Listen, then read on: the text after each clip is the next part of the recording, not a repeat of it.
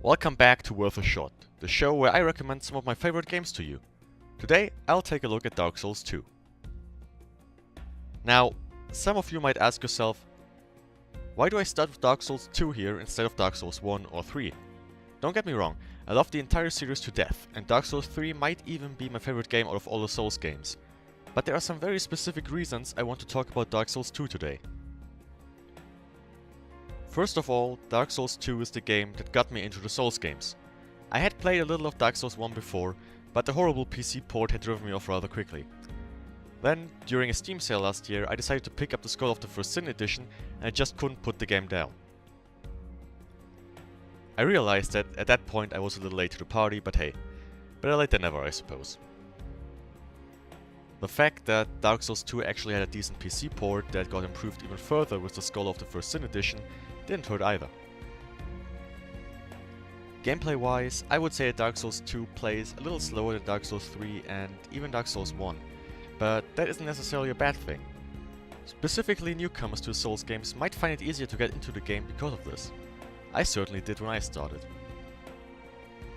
I believe that especially the beginning is much more forgiving than Dark Souls 1 or 3, as it takes a while to get to the tougher enemies in the game.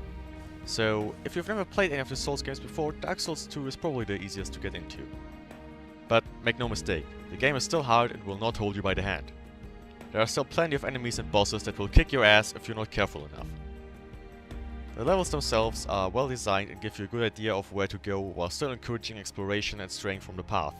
But be careful to not step on any pressure plates, as those might very well trigger a trap that might lead to your death. Now, at this point I would normally talk about the story, but while I have a general idea of the story and the lore in Dark Souls 2, there are people far better suited to talk about that stuff. So I'll just link you to a channel where you can learn all about the story and lore of the Souls games.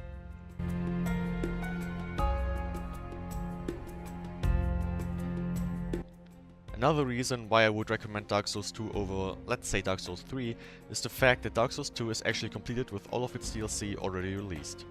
And I have to give some special attention to the DLC here, as it's probably better than the base game itself.